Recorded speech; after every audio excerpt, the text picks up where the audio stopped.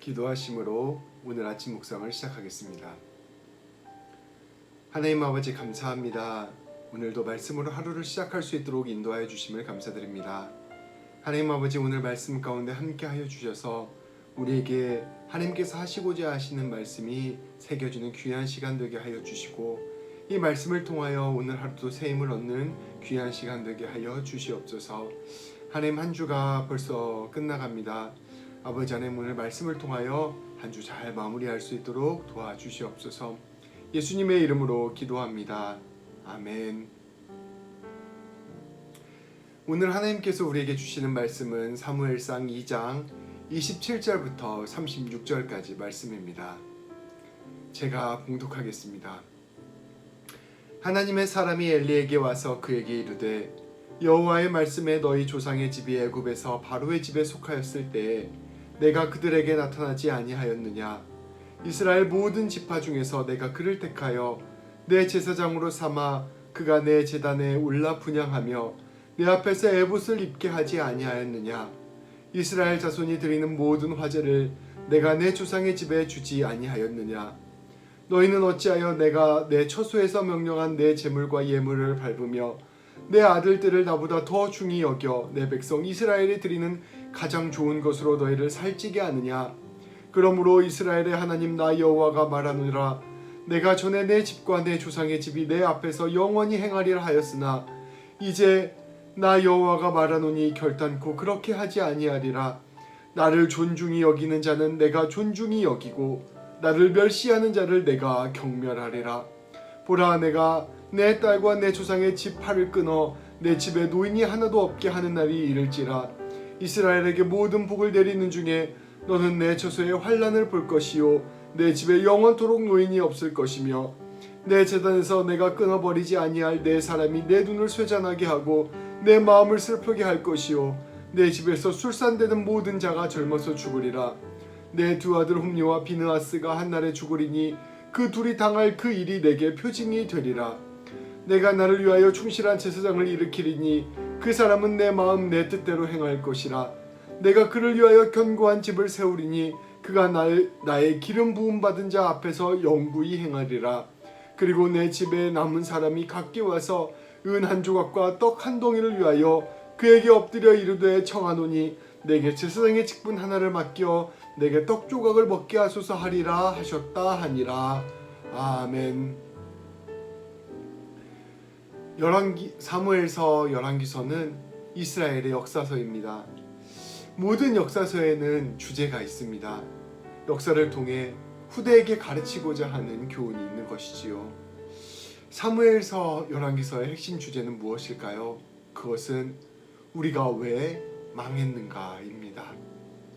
훗날 이스라엘은 아수르와 바벨론의 침공을 당하여 멸망하게 됩니다. 그리고 그 지도자들은 바벨론으로 끌려가게 됩니다. 그곳에서 그들은 우리가 왜 망했는가?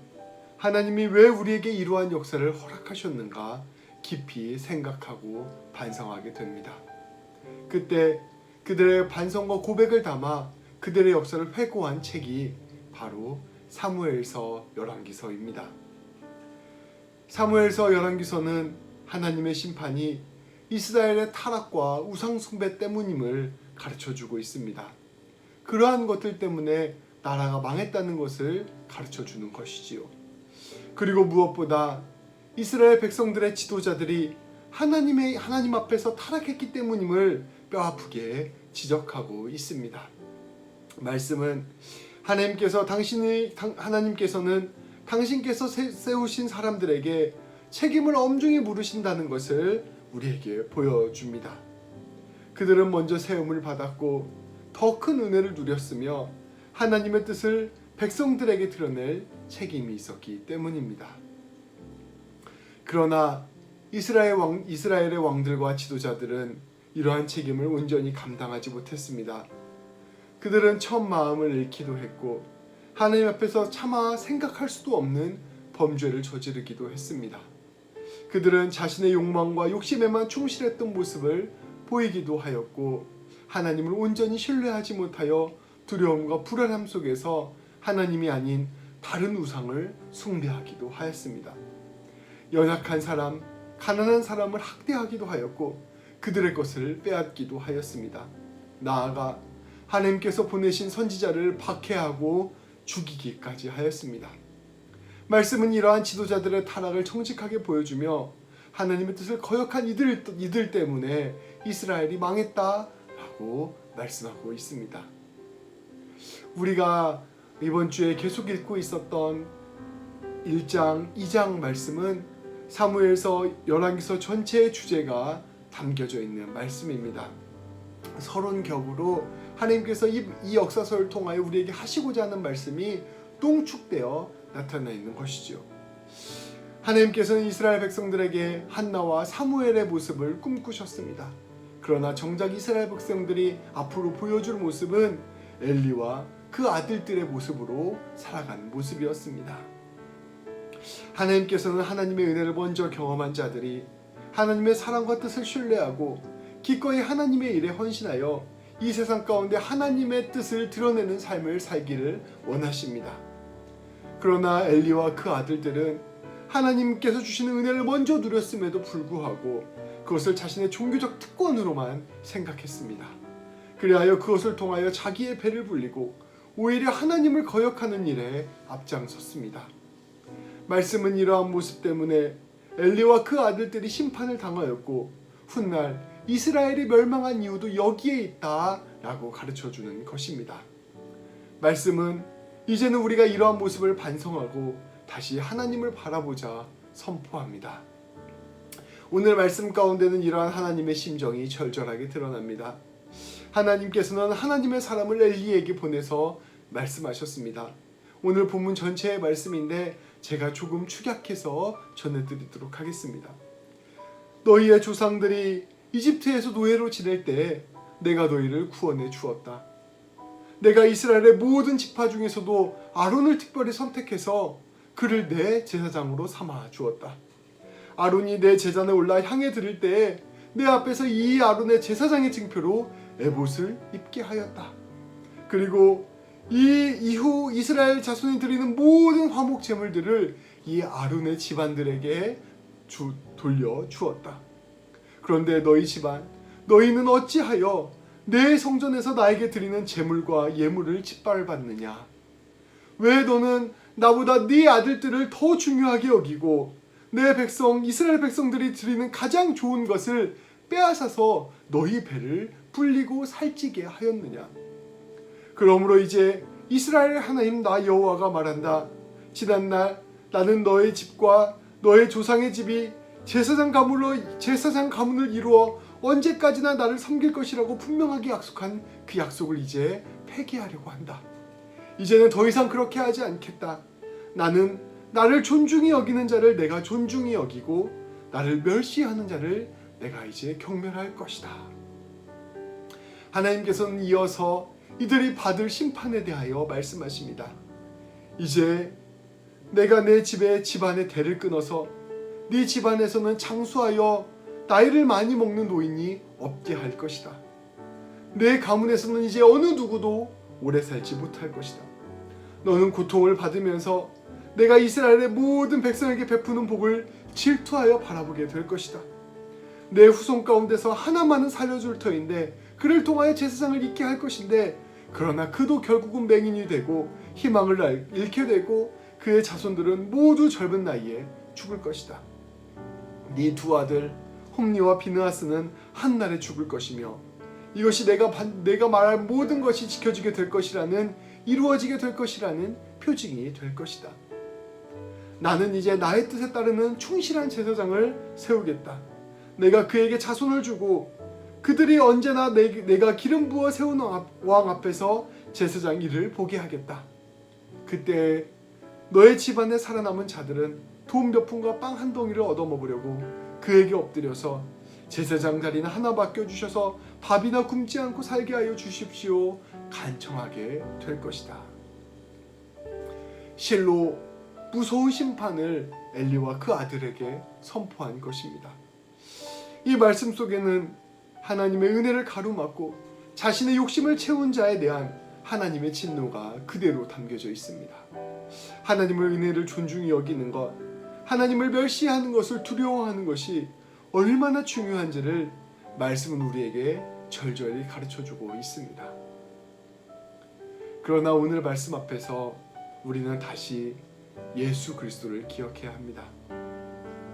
오늘 말씀이 구약의 시대와 오늘 말씀이 선포된 구약의 시대와 우리가 살고 있는 신약의 시대가 다른 것은 바로 예수님의 존재 여부입니다. 우리는 예수 그리스도의 복음에 빚은 자로서 하나님의 사랑을 경험한 자로서 그 은혜를 나누고 이웃을 사랑하는 삶을 살아야 합니다. 다만 우리는 구약 시대와 같이 심판과 죽음이 두려워 그 일을 하는 것이 아니라 오직 주님의 은혜에 감격하여 하나님의 일을 하는 것입니다. 주님께서는 우리를 부르신 은혜뿐 아니라 우리를 심판에서까지 건져 주셨습니다. 그리고 우리의 인생과 우리의 생명을 모두 책임져 주시는 은혜를 함께 주셨습니다. 우리는 예수님의 그 놀라운 은혜와 사랑 안에서 이제 우리가 욕심과 우리의 탐욕을 위하여 살아가지 않게 된 삶을 살게 된 것뿐 아니라 더 이상 심판의 두려움과 불안을 겪지 않게 된 것입니다. 우리는 그저 기쁨과 감사로 주님을 따르고 은혜를 드러내는 삶, 이러한 삶을 살게 된 것입니다. 하나님께서 엘리를 강하게 책망하신 이유는 엘리를 통하지 아니하고서는 이스라엘 백성들이 구원받을 길이 없고 이스라엘 백성들이 하나님을 알게 될 길이 없었기 때문입니다. 그리고 그러한 방법이 아니고서는 이 온 세상을 구원할 방법이 없었기 때문입니다. 그러나 하나님께서 우리에게 예수님을 보내주셨습니다. 그 예수님을 통하여 제사장들이 감당해야 될 그 일을 감당하게 하신 것입니다. 그리하여 예수님은 우리에게 참된 구원을 허락하셨고 심판까지도 면제시켜 주셨습니다. 그래서 더 이상 우리는 그 심판과 두려움을 감당하며 하나님의 일을 하는 사람이 아니라 하나님이 구원해 주신 그 놀라운 구원의 감격 안에서 하나님의 일을 감당한 사람이 된 것입니다. 우리는 이 기쁨 가운데서 기꺼이 그 은혜에 반응하여 사랑을 나누는 삶을 살아야 할 것입니다. 오늘 하루를 시작하며 이렇게 기도하시겠습니다. 하나님께서는 하나님의 사람을 세우시는 분이십니다. 놀라운 주님의 은혜와 구원을 선물로 주셔서 하나님의 자녀로 삼아주시고 그 사랑 안에서 하나님의 뜻을 이루어가는 사람으로 세우시는 분이십니다. 이러한 하나님 안에서 우리가 거하게 하여 주시옵소서. 엘리와 그 아들들은 하나님의 구원을 잊어버렸습니다. 그리하여 자기 탐욕만을 추구하는 삶을 살다가 하나님의 심판을 맞이하게 되었습니다. 그러나 우리에게는 예수 그리스도가 계심을 고백합니다. 우리 예수님께서는 우리를 구원하실 뿐 아니라 성령님 안에서 우리의 삶을 끝까지 하나님의 품으로 책임져 주시는 분이심을 고백합니다. 이 놀라운 주님의 은혜 안에서 우리가 하나님의 심판을 두려워하는 것이 아니라 하나님을 사랑하는 마음으로 거룩한 삶, 주님 원하시는 삶을 살게 하여 주시옵소서. 우리가 주님의 기쁨 되기를 원합니다. 오늘 말씀을 기억하며 다시금 예수님의 놀라운 은혜를 기억하고 또한 하나님의 은혜를 감당케 하시는 그 놀라운 소명을 기억하는 우리 모두가 되기를 주님의 이름으로 축복합니다. 기도하시겠습니다. 하나님 아버지 감사합니다.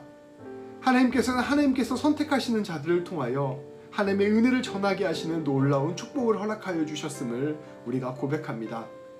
그러나 홈리와 비느하스는 그 놀라운 은혜를 깨닫지 못하고 오히려 자기의 욕심을 채우는 일에 하나님의 은혜를 낭비하였습니다. 하나님께서 그 일에 얼마나 진노하시고 하나님께서 안타까워하셨는지를 우리가 오늘 말씀을 통하여 배웠습니다. 하나님, 우리가 예수 그리스도의 은혜로 말미암아 놀랍게 구원받은 자라는 사실을 기억하게 하여 주시옵소서. 그러나 우리가 그들과 다른 것은 우리는 더 이상 심판받지 않고 우리는 더 이상 하나님으로부터 버림받지 않는다는 사실을 깨닫게 하여 주시옵소서. 하나님 아버지, 우리가 주신 그 놀라운 은혜와 사랑에 감격하여 매 순간 주의 뜻 가운데 살아가는 자 되게 하여 주시고 우리가 만나는 자들마다 하나님의 사랑을 전하는 놀라운 역사 일어나게 하여 주시옵소서. 오늘 하루도 이처럼 하나님의 사랑을 드러내고 예수 향기 드러내는 귀한 삶을 살기를 소망합니다. 우리 주 예수 그리스도의 이름으로 기도합니다. 아멘. 오늘도 말씀 가운데서 하루를 시작하도록 하겠습니다. 함께 기도하시고 주님 바라보시기를 소망합니다.